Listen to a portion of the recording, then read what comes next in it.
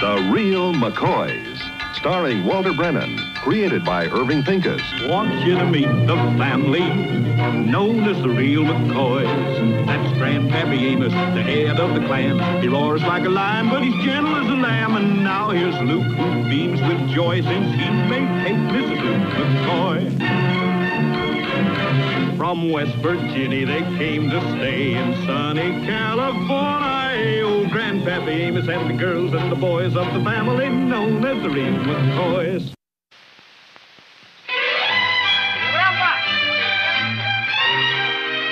Oh, Luke!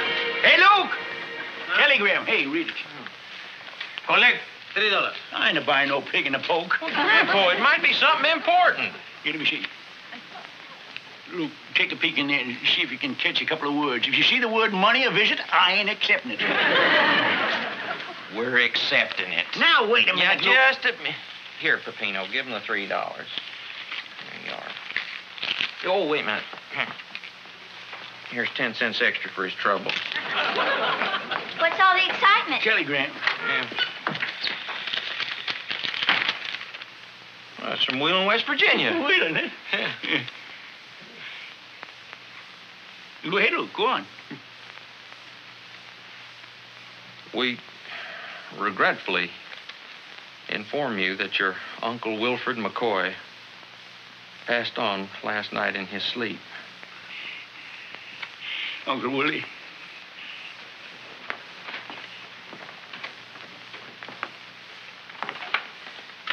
He has bequeathed his entire estate to you. It will be forwarded immediately along with a copy of that part of his will which concerns you. Smith and Larkin's attorney. Uncle Willie. My favorite uncle. My sympathy, Grandpa. Mine too, Grandpa. Just in his prime. He wasn't but 94. He was mighty fond of him, wasn't you, Grandpa? Yeah, Luke, he was sort of like a hero to me. He must have been fond of you, too, Grandpa. Bequeathing everything to you. Yeah, he did that, didn't he? Not but what it wasn't a poor exchange for the lost Uncle Willie, no matter what it amounted to. I understand, Grandpa. Wonder how much cash he had. Poor fella.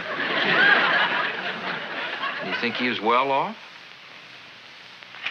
Well, now that I think of it, Luke, I'd say yes, he was. He had that feed and grain business. They done the land office business there. And out and back, he had the still. And they must have made a lot of money because them income tax fellas is always after him.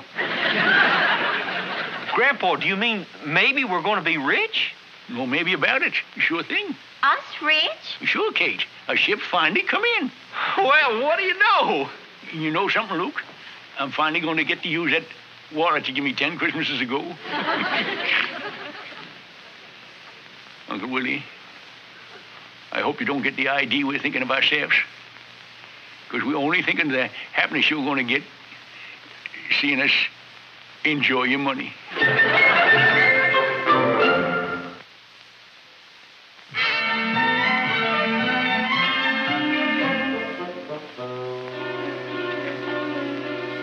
Well, after 94 years, this is his whole estate. You know, I got an idea that Grandpa's going to be awful let down when he finds out we ain't going to be rich. Maybe it's for the best, Lou. You know, things happen to families sometimes when they suddenly get a lot of money. Well, it looks like we're safe. One of them inheritances that's long on sentiment and short on cash. I just wish there was some way that we could break it to him gentle-like.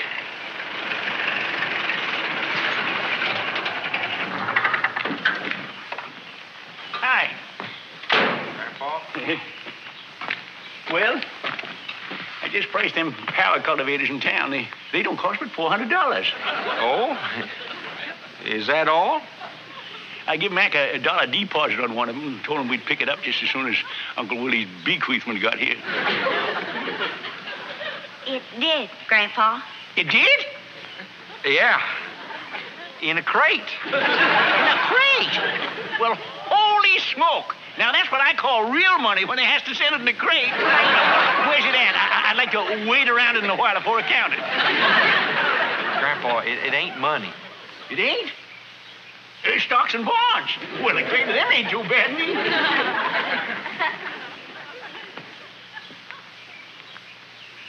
What's this junk? That's what Uncle Willie bequeathed to you, Grandpa. This everything? No money? No money. Just junk? Yeah. Them income tax fellas must have caught up with Uncle Willie, all right.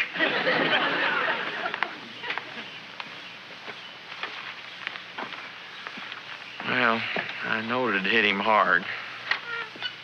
Maybe it's for the best, Luke. Oh, for gosh sake, Kate, will you stop always looking at the bright side of things? Not getting money's never for the best.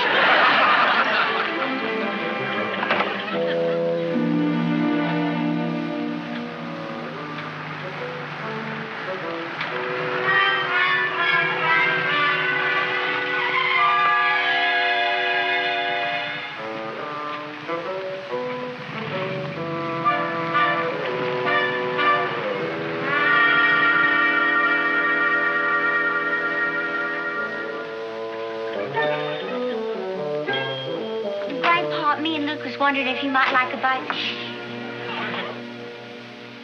What are they doing out there? Can't you see they're looking at the furniture? And they're real interested, too. Grandpa, you ain't thinking of selling that furniture. And why not? You don't sell something somebody wills to you. It's a gift, sort of a remembrance. I ain't going to sell all of it. I'm going to keep the crate for the remembrance.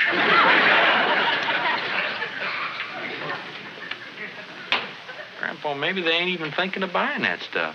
Of course they are, Luke. I can tell by the way they're looking at it. You just leave them play with the bait just a little while longer. You sure got this down to a science, ain't you? Yeah. Them just the kind of customers I like, too. Little old ladies with nothing to do but spend their money. We haven't had any pieces like this in our shop for the last 10 years. 1840 at the very latest. I wonder if the people here are aware of it. Well, I'm sure we'll find out very soon, dear. They're probably watching from the window right now. Just be patient. Keep back, Luke. I don't want them to see us. Might give them the idea that we was anxious. When are you going out there, Grandpa? I just want to get them good and hooked. Well, this is like catfishing, you know. I'd say this table was worth $150 to us, wouldn't you, dear? Just about. And that chest. Maybe 150, and that chair, 100. I'm sure we could get double that for you. Do you know how much you're going to ask, Grandpa? Top dollar. $10 for the table, $10 for the chest, and $5 for the chair. I ain't about to give them nothing away. You're asking the limit, all right. It's about time to reel them in, Luke. I'll go along and help you with the selling. Now, this is a one-man job, see? I just sort of amble out on the porch like I never knew they was there, see?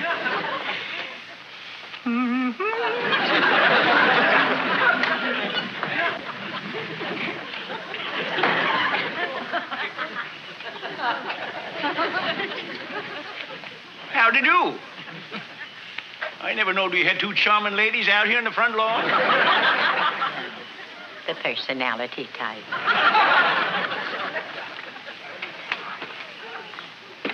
My friend and I, we are just driving by, and we were curious about this furniture. Oh, yeah. We just had to stop. I hope you don't mind. Oh, no, ma'am, not at all. You ladies look like the type that would have an eye for treasures like this. They are interesting pieces. Imported. All the way from West Virginia. Mr. McCoy, Amos McCoy.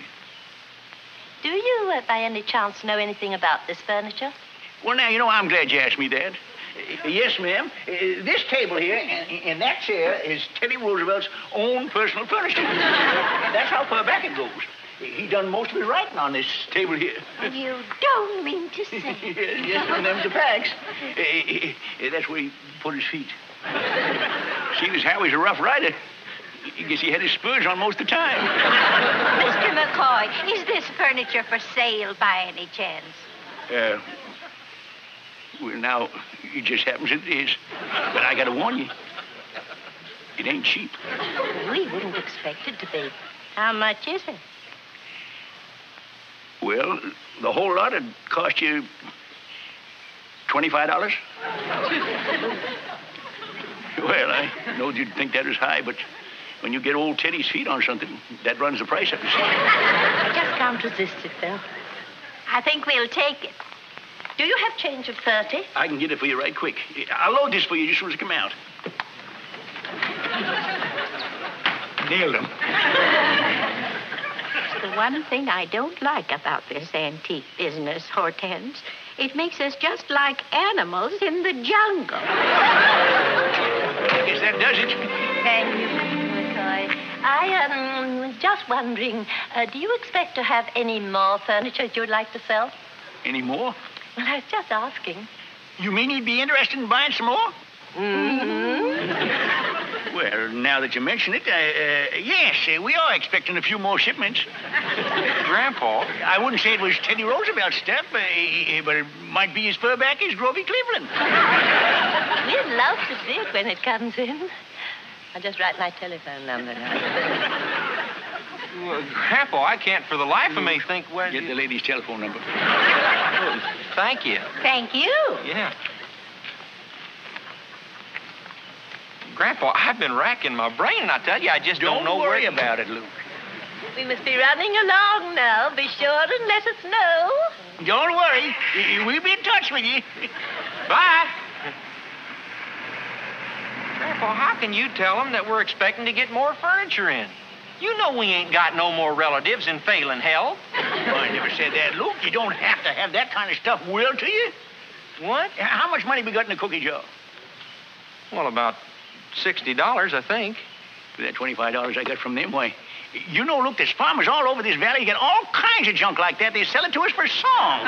We got the customers, them two old ladies. And that's the important thing. What, you mean we're going to spend all our money and go into the furniture selling business? Why, sure, Luke. The way I handle them old ladies, why, it was just a crying shame to leave a brain like mine lie fallow.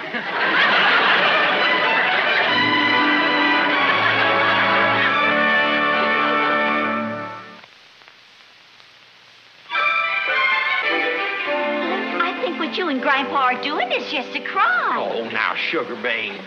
But holding a public auction right here in our own front lawn.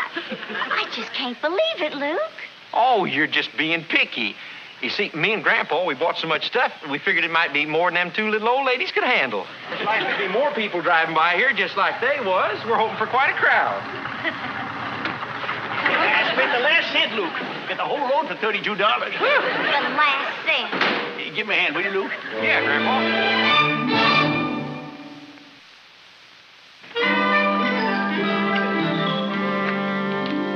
We didn't want to start things going till you got here. Oh, thank you. We saved these two seats for you so you could see real good. There ain't many folks as we expected, but that's better for you. See, that cuts down on the bidding. Lot number one, Luke. Right. Now, ladies and gentlemen, I feel I ought to tell you this. Like all old and valuable pieces, some of them has what they call minor flaws in them. Now, this don't hurt the value made for. Now, let's see what minor flaw this here has. Oh, why, this so minor I hardly noticed it. There's a leg missing. A broom handle, it'll fix it as good as new. Now, ladies and gentlemen, what am I bid for this priceless piece? Just a nod will do it. Anybody care to nod?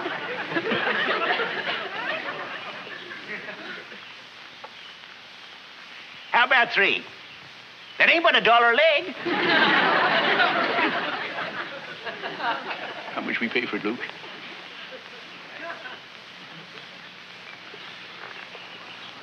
Who'll say 55 cents? Nobody? Better set it aside, Luke. We'll sell it to some museum. Right. Lot number 2 coming up. Here's lot number 2. It's a mirror. Yeah, you ladies ought to be interested in this. How much am I bid? Ladies, I'd like to call your attention to the fine workmanship in this mirror.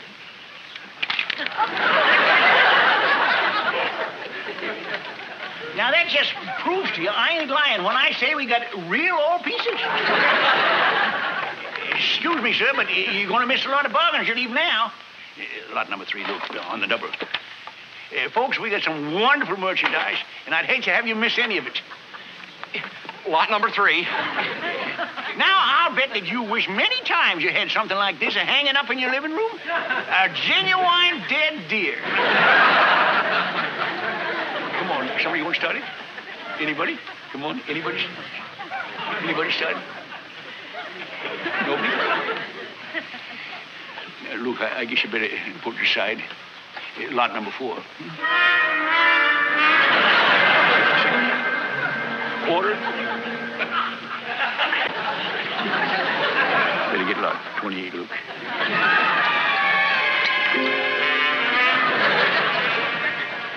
What did he bid?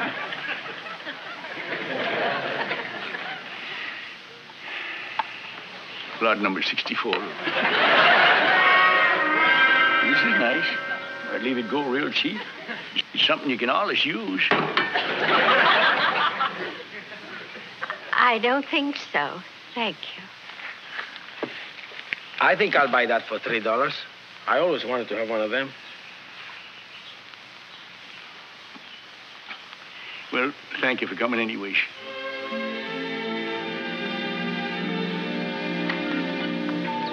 Thanks to you.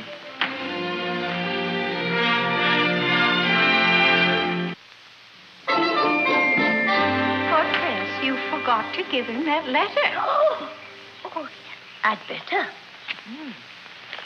Every cent. Well, Grandpa, it's all over and done with. I guess we just put it down to experience. I guess this is what happens when you try to take advantage of somebody. Yeah, well, there's another lesson goes along with that, too. You're going to take advantage of someone doing your own business. Something you know something about. May we come in? Oh, sure. Certainly. Come right in, ladies. Mr. McCoy, here's a letter we found in the chest the other day. It's addressed to you. Oh, to me? Maybe it's something important. It's from Smith and Larkin, attorneys. Oh, them's the lawyers that sent us a telegram. They said they was going to forward the will. Oh, that's about that furniture. Sorry we couldn't buy anything, Mr. McCoy. I'm glad you didn't. We want nothing but a bunch of junk out there. Well, the fact is And them furniture pieces you bought the other day. Why, I lied to you about them. Teddy Roosevelt wanted within 1,000 miles of them. And I told you all them things just so as I could cheat you. But we'll make good on them, won't we, Grandpa? We sure will. If you want to return them, we'll give you your money back. At leastwise, I owe you. well, we... Don't leave it bother you. Taking them back is the least I can do. Mr. McCoy, I think we may have something to tell you, haven't we, dear? Mr. McCoy, we're in the antique business. That's right. We've had a shop for years. Unfortunately, it's the kind of business where dog eats dog. Well, the truth is you didn't cheat us. We cheated you. But you paid $25 for that furniture. Yes, but we would have paid at least $400 for those pieces if we had to. $400? $400? I wonder if Uncle Willie knew. They're antiques. Now, I haven't talked this over with my partner yet, but I'm sure she'll agree. We'll either give you the furniture back, or if you want to, we'll pay you $400 for it. Grandpa, did you hear that? I won't sell for a cent less than 410. Oh, for Pete's sake, Grandpa, will you stop being so piggish? We'll get back all our money that we paid for that junk out there and a whole lot more besides. I say 410. When a man's pig-headed, there just ain't nothing you can do about it. Grandpa. Not now, Kate. Now, if Grandpa, this is all about you. later, Kate. Now, I think we could... You might want to hear this. What is it, sugar? Now, Kate. To my nephew, Amos McCoy, I leave the only things I have left. My few pieces of furniture. You're fine. Now, ladies, as long as we're in the middle of business dealing... I don't know if it's worth anything as furniture, but it might be worth something as a remembrance. Yeah, well, that's a mighty nice thought. Now, getting back to brass tacks. The chair is where I used to sit and hold little Amos on my lap when he wasn't but knee-high to a grasshopper and tell him yarns about hunting and fishing and all like that. Yeah, you're mighty interesting, too. You sure had a knack for telling him. You always sat in that same chair. The table was where I learned Amos how to draw all kinds of pictures. He was pretty good at it, too. And the chest, Yeah, the chest. The chest, that's where he used to let me store my slingshot and my fish lines and all that junk. Sure do bring back pleasant memories. Oh, ladies, if it's all the same to you and you ain't got no objections, I'd like to have that furniture back to keep. Of course. We'll be getting along. I got your phone number. I'll call you up and make an appointment to pick up the stuff. Oh, that'll be just fine. Bye. Bye. Bye. Fine animals of the jungle we are. Pussycats. Grandpa, I think this is the way Uncle Willie meant it to be. And that furniture's going to fit in here just perfect. Yeah. You sure recall a lot of pleasant memories. You know something, Luke? What's that, Grandpa? When my day comes, these pieces will all go to you and Kate. Oh, now, Grandpa, let's not talk about nothing like that. But there's just one thing. I don't know if that furniture's going to last another 50 years. Grandpa!